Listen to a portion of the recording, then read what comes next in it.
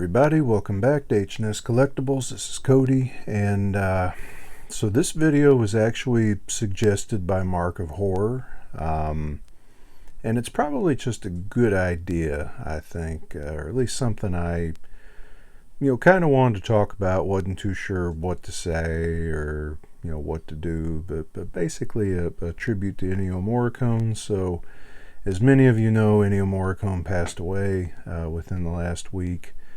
I believe he was 91 years old by the headline I saw. He just had an incredible career, scored something like 570 movies, just something ridiculous like that. But just besides having fantastic music and scoring some of my favorite movies, he is one that I attribute my interest to soundtracks to in the first place. So I get my love of soundtracks from my father. Growing up, my dad had records and what have you, tapes, 8 tracks, and he did not have very many lyrical pieces of music. He preferred instrumentals. So two things that he had that I was into, that I would listen to with him, was Henry Mancini and then Ennio Morricone, because he had some of the Western soundtracks. And I'm pretty sure that by the time I was 5, I could probably whistle all 3 soundtracks, of the old Dollars trilogy. Besides, knowing the Pink Panther and Peter Gunn and all those Henry Mancini songs.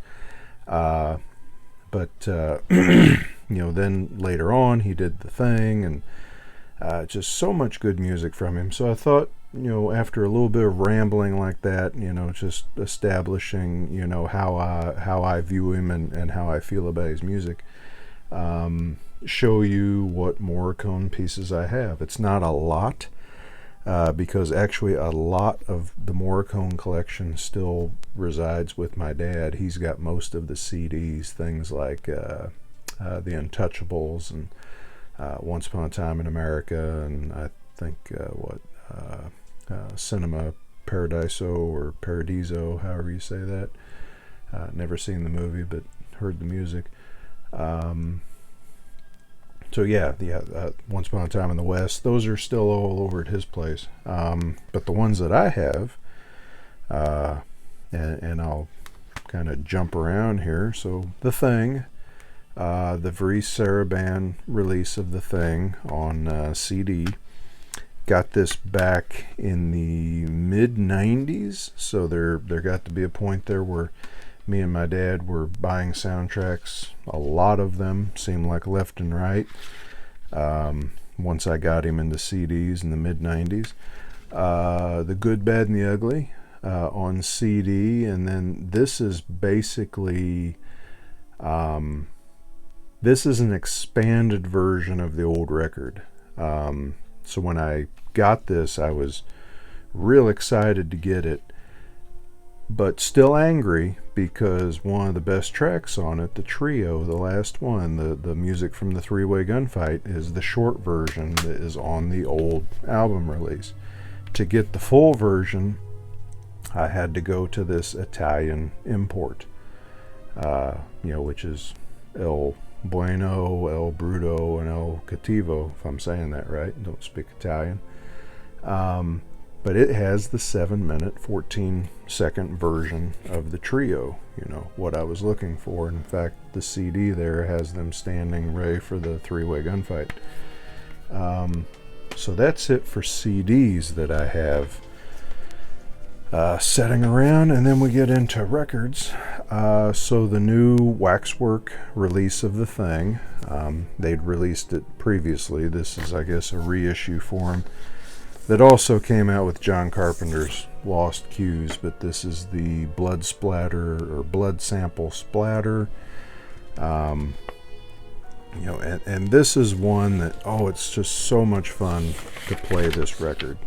I never had The Thing soundtrack on record.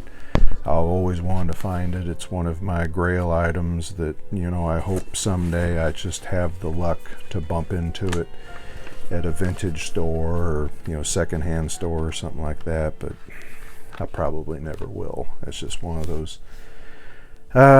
those fantasies you have of you know, getting out and searching for stuff.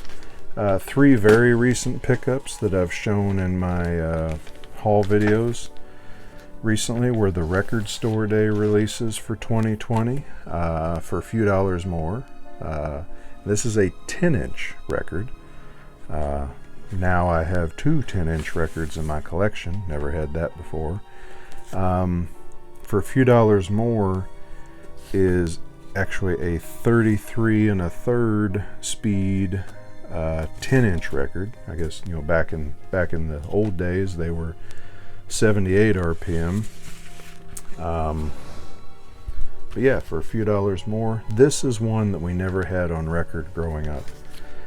And it wasn't until later I found a CD called Legendary Italian Westerns, and it had a bunch of Morricone on it, and it had For a Few Dollars More. And that was the first time we ever got that soundtrack. Let's see, Fistful of Dollars from 2020 Record Store Day. Nice little addition, very cool. So there's not a lot of music on here. It's a 10-inch record and it is 45 RPM. It's basically one side of the old 12-inch release. But still, something I thought I had to have. I bought all 3. And then The Good, Bad, and the Ugly. Again, Record Store Day 2020. It is red as well. Got the gun belts and stuff on the label, and this is missing a few pieces of music that is on that Italian import CD, but it does have the full version of the trio, and that is the main reason that I bought it, was to get that on record, just so I could enjoy. Oops, it's okay. Just so I could enjoy playing it. And now these are my older ones, you know, the ones that I'm kind of proud to have in my collection. So this is not Morricone himself, but it is his music, Hugo Montenegro. If you were into the old Dollars Trilogy music, check out Hugo Montenegro and his takes on them. Kind of an Italian orchestra leader, I think Montenegro was. He redid all kinds of film music. His version of The Godfather is really cool. It's kind of jazzy, upbeat, but a lot of cool stuff here. I picked this up recently for really cheap, like less than $10 shipped, and it's an original 1968 pressing, and in perfect shape. Got it off a guy on Amazon, actually. The Good, Bad, and the Ugly original from let's see, what, 1967? I think, was when this got the American release. I think it was actually made in 66. Yeah, right here on the label, 67. We actually have 3 of these. My dad's original that he bought for like $4.50 is what the sticker on it says. And then one that I found at a flea market in practically perfect shape, and then another that he found at a flea market later. So yeah, we've got 3 copies of that old original Good, Bad, and the Ugly. And then this is the oldest one of the bunch. This is also 1967. Fistful of Dollars.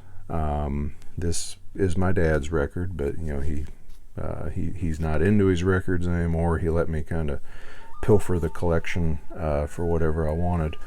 And you know, there's the run times on the back on a post-it note that he wrote. So, you know, 14 minutes on one side, 13 on the other. And side B of this is actually a suite of everything that's on side A. So it's one long track with everything blended together. There's almost no point in even flipping the record over. But yeah, that's my little Morricone collection. I'm sure it'll grow over time. I want to get Once Upon a Time in the West. I want to get the Hateful Eight. Want to get the Untouchables on vinyl. Yeah, I'll just continue to go from there. He had so much good music. It was amazing, and he really set the standard, I think, in a lot of ways. He redefined the Western music, and he could just capture uh, you know dread in a horror movie like The Thing, like no one else. So yeah, so R.I.P. to Ennio Morricone. You will be missed, but you had a heck of a run while you were here. So that's all I got to say on that. So thanks for watching, and I'll talk to you later.